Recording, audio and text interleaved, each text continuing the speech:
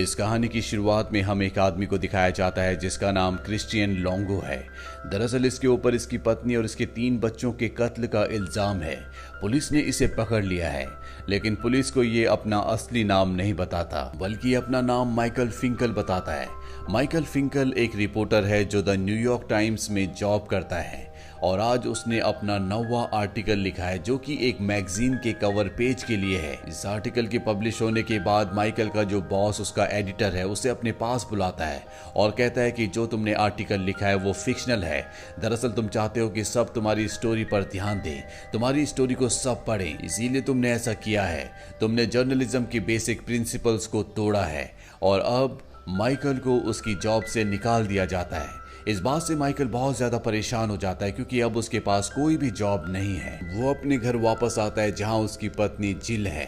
वो चाहता है किसी भी कीमत पर एक बार फिर से एक रिपोर्टर की जॉब हासिल कर ले, लेकिन उसे कहीं भी कोई भी जॉब नहीं मिल रहा होता क्योंकि उसे द न्यूयॉर्क टाइम्स मैगजीन से निकाला गया है, जो दुनिया की लगभग सबसे बेहतरीन मैगजीन्स में से एक मैगजीन है। माइकल को अगले 2 सालों तक कोई भी जॉब नहीं मिलता और साल आता है सन 2003 का, जब माइकल को एक रिपोर्टर का कॉल आता है जो कि ओरेगन से होता है और वो माइकल को क्रिश्चियन लोंगो के बारे में बताता है जिसके ऊपर उसकी पत्नी और उसके 3 बच्चों के कत्ल का इल्जाम होता है। वो माइकल से कहता है कि जब उसे न्यूयॉर्क में पकड़ा गया था तो उसने अपना नाम तुम्हारा नाम बताया था, यानी कि माइकल फिंकल। साथ ही उसने पुलिस को यह भी बताया था कि द न्यूयॉर्क टाइम्स में वो जॉब करता है। तुम्हारी इस बारे में क्या राय है? माइकल को क्रिस्टीन के बारे में, इस मर्डर मिस्ट्री के बारे में कुछ भी नहीं पता होता और वो तय करता है कि वो इसी कहानी के ऊपर रिसर्च करेगा, इसे डेवलप करेगा और इसे पब्लिश करेगा ताकि उसकी जो इमेज खराब हुई है वो एक बार फिर से सुधर जाए। इसीलिए सबसे पहले वो लोंगो को एक लेटर लिखता है कि मैं तुमसे मिलना चाहता हूँ। जल्दी उसे उसका जवाब मिल जाता है। लोंगो उससे मिलने के लिए तैयार हो चुका है और अब माइकल जेल में लोंगो के सामने बैठा होता है। वो सबसे पहले उससे सवाल पूछता है कि तुमने मेरा नाम यूज क्यों किया। वो बताता है कि मैं हमेशा मैगजीन में तुम्हारे आर्टिकल्स पढ़ा करता था जो मुझे बहुत पसंद थे, इसीलिए जब पुलिस ने मुझे पकड़ा तो मैंने तुम्हारा नाम अपना नाम बता दिया। और अब माइकल उससे पूछता है कि मैं तुम्हारी पूरी कहानी को जानना चाहता हूँ। लोंगो कहता है ठीक है, मैं तुम्हें अपनी पूरी कहानी बताऊंगा, पर 2 शर्त है। जब तक मेरा ट्रायल खत्म नहीं हो जाता तब तक तुम मेरे बारे में, मेरी कहानी के बारे में किसी को कुछ नहीं बताओगे, और दूसरा तुम मुझे अपनी तरह लिखना सिखाओगे। दरअसल वो उसके आर्टिकल्स का दीवाना होता है और वो भी चाहता है कि वो माइकल की तरह लिखे। माइकल उसकी बात मान जाता है। इसके बाद माइकल उससे कई बार मिलता है। वो उसके बारे में बहुत कुछ जानने की कोशिश करता है। हालांकि लोंगो उसे बहुत कुछ बताता है, लेकिन वो हमेशा अपने अपराध के बारे में टाल मटोल करता है। इसी तरह से कई महीने बीत जाते हैं। लोंगो कई बार माइकल को उसके घर पर, उसके पते पर उसे खत भी लिखता है, उसे अपने बारे में बताता है और एक दिन वो उसे 80 पेजेस की नोटबुक भी लिख कर भेजता है जिसमें उसने अपनी जिंदगी की उस हर एक गलती को लिखा होता है जो उसने अपनी पूरी जिंदगी में की है। इस नोटबुक का नाम होता है रॉन्ग टर्न। जब वो रॉन्ग टर्न पढ़ता है तो उसे समझ में आ जाता है कि उसकी और लोंगो की राइटिंग की शैली हूबहू एक जैसी है। जिस तरह के स्केचेस वो अपने आर्टिकल्स में लिखता था, बनाता था, ठीक उसी तरह के स्केचेस लोंगो ने भी अपनी डायरी में बनाए होते हैं। माइकल फिंकल उससे और भी ज्यादा इंप्रेस हो जाता है। वो उससे जेल में कई बार मिलने जाता है और इसी तरह से कई महीने बीत जाते हैं और एक दिन वो लोंगो को बताता है कि मैं तुम्हारे बारे में कोई आर्टिकल नहीं लिखना चाहता क्योंकि तुम्हारी कहानी इस तरह की है जिसे एक आर्टिकल में नहीं लिखा जा सकता। मैं इस पर एक किताब लिखना चाहता हूँ, पर तुम्हें मुझे सब कुछ सच सच बताना होगा। क्या तुमने अपनी पत्नी और 3 बच्चों को मारा था? लोंगो साफ साफ मना कर देता है। वो कहता है कि मैंने उन्हें नहीं मारा था।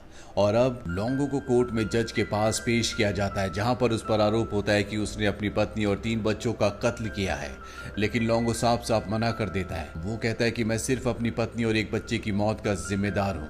इसके बाद लोंगो को जेल वापस लाया जाता है और जब ये बात माइकल को पता चलती है तो वो गुस्से से आग बबूला हो जाता है क्योंकि लोंगो ने उसे कहा था कि उसने अपनी पत्नी और बच्चों को नहीं मारा।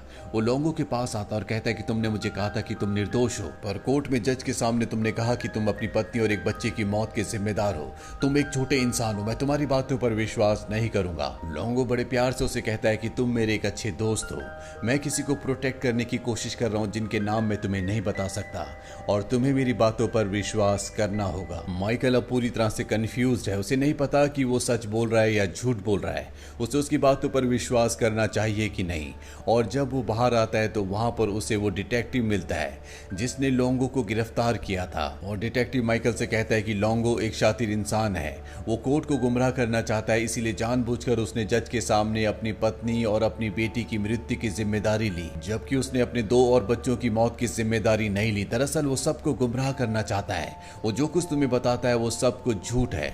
वो बहुत ही तेज इंसान है, तुम्हें उसका साथ नहीं देना चाहिए, बल्कि उसने अब तक तुम्हें जो कुछ बताया है तुम्हें सब कुछ कोर्ट में जाकर बता देना चाहिए, तुम एक सरकारी गवाह बन जाओ। पर माइकल साफ साफ मना कर देता है। वो कहता है कि मैंने लोंगो से वादा किया है कि मैं उसकी किसी भी बात को किसी को नहीं बताऊंगा। लेकिन अब माइकल को कहीं ना कहीं अंदर ही अंदर ऐसा लगता है कि कहीं वो ऐसे इंसान पर विश्वास तो नहीं कर रहा जिसने अपनी पत्नी और 3 मासूम बच्चों को मार दिया। वहीं लोंगो को दिखाया जाता है जहां पर उसका कोर्ट में एक और ट्रायल होता है। जज उसे सब कुछ सच सच बोलने को कहता है। लोंगो जज को बताता है कि उस दिन मेरा और मेरी पत्नी का पैसों की वजह से झगड़ा हुआ था, और जब मैं शाम को घर लौटा तो मैंने देखा कि मेरी 2 बेटियां गायब है। मेरी एक बेटी बेहोश थी और मेरी पत्नी रो रही थी, और जब मैंने अपनी पत्नी से पूछा कि मेरी बच्चियां कहां पर है तो उसने बताया कि मैंने उन्हें पानी में डुबाकर मार दिया। इस बात से मुझे बहुत गुस्सा आया, मैं अपना आपा खो बैठा और मैंने अपनी पत्नी को मार दिया। उस वक्त तक मुझे ऐसा लग रहा था कि मेरी तीनों बच्चियां मारी जा चुकी है, लेकिन मेरी वो बेटी जो बेहोश थी अब भी उसकी सांसें चल रही थी। पर अब मेरी जिंदगी में कुछ भी नहीं बचा था, मेरा पूरा परिवार खत्म हो चुका था, और मैं नहीं चाहता था कि मेरी बेटी इस दुनिया में अकेली रहे, इसीलिए मैंने उसे भी मार दिया। लोंगो की इस गवाही के बाद सब के सब शॉक्ड हो जाते हैं। सब सोचते हैं कि कोई कैसे अपनी छोटी सी बच्ची को मार सकता है। जज को भी उसकी बातों पर, उसकी गवाही पर विश्वास नहीं होता। उन्हें पूरा यकीन है कि लोंगो झूठ बोल रहा है और उसी ने अपनी पत्नी और 3 बच्चियों को मारा है।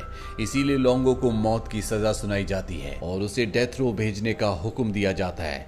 लोंगो यहाँ पर माइकल को देखता है, उसके चेहरे पर, उसकी आंखों पर अजीब सी चमक होती है। ये देखकर माइकल को बहुत गुस्सा आता है। उसे पूरा विश्वास हो जाता है कि अब तक लोंगो ने जो भी कहानी उसे सुनाई थी वो सब झूठ थी। दरअसल वो ऐसा इसलिए कर रहा था ताकि वो कोर्ट को जो भी स्टेटमेंट दे उस पर ज्यादा विश्वास किया जा सके, पर किसी ने उसकी बातों पर विश्वास नहीं किया और अब उसे डेथ रो भेज दिया गया है। कुछ दिनों बाद माइकल एक बार फिर से लोंगो से डेथ रो मिलने जाता है और उसे कहता है कि तुम झूठे हो, तुमने अपने पूरे परिवार को मारा था। पर यहाँ पर एक बार फिर से लोंगो उससे झूठ कहता है और कहता है कि जब मैं अपने घर पहुंचा तो मैंने देखा कि मेरी पत्नी मेरी बेटी को मार रही है। इसके बाद मैं ब्लैकआउट हो गया, मुझे कुछ नहीं पता चला कि क्या हुआ। पर अब माइकल उसकी बातों पर विश्वास नहीं करता और कहता है कि तुम झूठ बोलते हो, तुम ही मर्डर हो, तुमने अपने पूरे परिवार को मारा है। अब मैं तुम्हारी किसी बात पर विश्वास नहीं करूंगा। लोंगो से कहता है कि तुम में और मुझ में कोई फर्क नहीं है।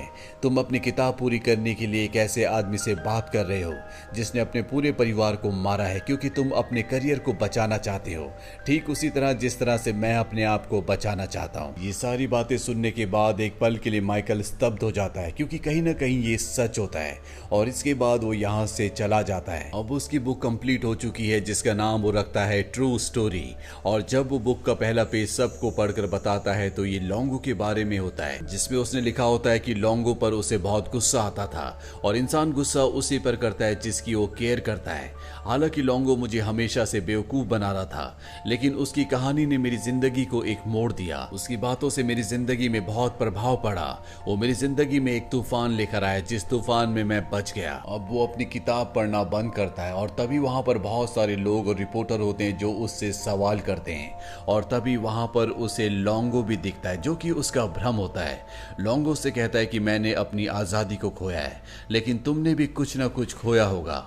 माइकल उसकी इस बात का कोई भी जवाब नहीं दे पाता। इस बात के कुछ सालों बाद दिखाया जाता है कि लोंगो अपने गुनाह को कबूल कर लेता है। वो एक्सेप्ट कर लेता है कि उसने अपने पूरे परिवार को मारा था। वहीं माइकल लोंगो की वजह से एक कामयाब राइटर तो बन चुका है, लेकिन वो कभी भी द न्यूयॉर्क टाइम्स के लिए दोबारा नहीं लिख पाया। वहीं लोंगो ने जेल से कई आर्टिकल्स लिखे जो कई पब्लिकेशंस में छपे, यहाँ तक कि द टाइम्स में भी। इस कहानी के अंत में बताया जाता है कि माइकल हालांकि लोंगो से नफरत करता था, लेकिन हर महीने की पहले संडे को वो हमेशा लोंगो से बात किया करता था। और इसी के साथ ये कहानी, जो कि एक सच्ची कहानी है, यहीं पर खत्म हो जाती है। ये फिल्म ईयर 2015 में रिलीज हुई थी। IMDb पर इस फिल्म की रेटिंग है 7.3। उम्मीद करते हैं कि ये कहानी आपको पसंद आई होगी।